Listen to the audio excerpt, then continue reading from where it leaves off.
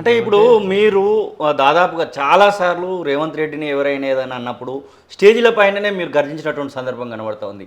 అంత చేసినటువంటి అద్దంకి దయాకర్‌కి రేవంత్ రెడ్డి ఏం చేయట్లేదు. ఇప్పుడు అధికారంలోకి వచ్చి 120 రోజులుగా వస్తుంది. ఇంకా అద్దంకి దయాకర్ ఇంకా నార్మల్ కార్యకర్తగానో, లీడర్‌గానే కొనసాగుతున్నారు. కనీసం ఒక క్రియాశీలకమైనటువంటి పదవిలోకి రాలేకపోతున్నాడు అనేటువంటి వాదన చాలామంది దళిత వర్గాల నుంచి, మీరు మాలమానర్లో ఉన్నారు, మాలమాడు వర్గాల నుంచి, ఇంకా మీ మాలమానార్ నుంచి అయితే గతంలో మనం మాట్లాడితే పుల్లు సుధాకర్ లాంటి వాళ్ళు అయితే డైరెక్ట్గా మేము పీసీసీ అధ్యక్షుడి ఇంటిని ముట్టడిస్తామని, లేకపోతే గాంధీ భవన్ ముట్టడిస్తామని ఇట్లాంటి వాదనలు కూడా వస్తూ ఉన్నాయి. అద్దంకి దయాకర్కి వరల్డ్ వైజ్ కూడా అభిమానులు చాలామంది ఉంటా ఉంటారు. మరి అలాంటి వాళ్ళందరికీ సమాధానం చెప్పుకోవాల్సినటువంటి పరిస్థితి ఎందుకు క్రియేట్ అవుతుంది?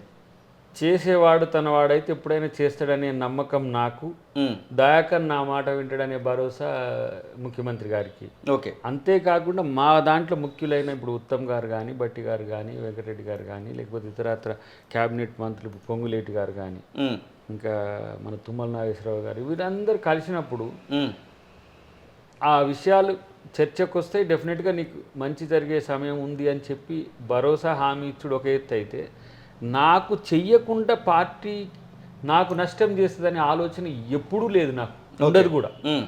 ఇప్పుడు ఈ జంక్చర్లో ఎమ్మెల్సీ ఒక్కటి ఫైనలైజ్కి వచ్చి ఆగిపోయింది. అవును, అది కూడా ప్రాబబిలిటీలో ఆల్టర్నేట్ చేసిండ్రు. రేపు మళ్ళీ ఎమ్మెల్సీలు ఉంటాయి, వాటిలలో ఉంటాయి, లేదంటే ఇంకా పార్టీ పొజిషన్స్ ఉంటాయి, లేదంటే ఇంకా చాలా ఉన్నాయి. సరే, కొన్ని విషయాలు చాలామంది ఏంటంటే అతిగా దయాకర్ ఆలోచిస్తున్నాడు అనే ఉద్దేశంతో ఉంటే, ఇప్పుడు పార్టీ కొరకు పనిచేసిన వాళ్ళని పార్టీ ఎప్పుడు గుర్తుపెట్టుకుంటుంది, రేవంత్ రెడ్డి గారు అంతకంటే ఎక్కువ గుర్తుపెట్టుకుంటారు. ఇవి రెండు ఉన్నాయి. ఓకే. అధిష్టానం నుంచి కూడా నాకేం నెగిటివ్ సిగ్నల్స్ ఏం లేవు, కన్సోల్ ఉంది.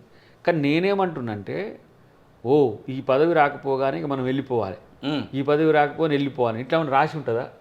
అసలు టికెట్ రానప్పుడే వెళ్ళిపోలే, అధికారంలోకి వచ్చినాక ఎందుకు వెళ్ళిపోతున్న వార్తలు వస్తున్నాయి. అవును, దయాకర్ బీజేపీకి వెళ్ళొచ్చాను ఒక ఆయన రాస్తాడు, బీఆర్ఎస్కి వెళ్ళొచ్చాను ఒక ఆయన రాస్తాడు.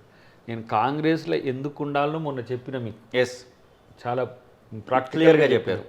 అది నా సంఘం బేస్ అయినప్పటికి కూడా ఆడ కూడా నన్ను నిలదీసిన మా పిల్లలు, నువ్వు ఇప్పుడు ఏందో నీకేమొస్తుందో చెప్తేనే నేను మాట్లాడినిస్తామనంటే, ఎవరే నాయన ఇట్లా ఉండదు, అట్లయితే నేను మీటింగ్లో రాకుండా అయిపోతుంది మళ్ళా. అవును అవును అది ఒక వాళ్ళు దళితుల అంశమే కాకుండా రాజ్యాంగ రక్షణ పరిరక్షణ యాత్ర అని పెట్టిండ్రు. పిల్లి మిగతా మా స్టేట్ టీం అంతా కూడా దాంట్లో కోదండరామ్ గారు, హరగోపాల్ గారు, మిగతా సంఘ పెద్దలందరూ కూడా వచ్చేటప్పుడు నేను వన్ ఆఫ్ ది పార్ట్గా ఉంటా అని చెప్పిపోయాను. కానీ వీళ్ళు నన్నే టార్గెట్ చేసారు, వీళ్ళు కూడా అందరు నన్నే టార్గెట్ చేస్తారు. అందుకని ఎటు చూసిన బ్రహ్మానందం పాత్ర అని అప్పుడు చెప్పిన. డెఫినెట్గా ఇప్పుడు నాకు పదవి ఇచ్చేంత వరకు నేను వెయిట్ చేయడం అనేది ఒక చర్చ. ఓకే. ఆ మీన్ టైంలో డెఫినెట్గా ఓబీసీకి సంబంధించిన చర్చ వచ్చినప్పుడు నాదొక రెస్పాన్సిబిలిటీ ఉన్నది. నేను అటువైపు కూడా చేసినప్పుడు సంఘం చేస్తారు.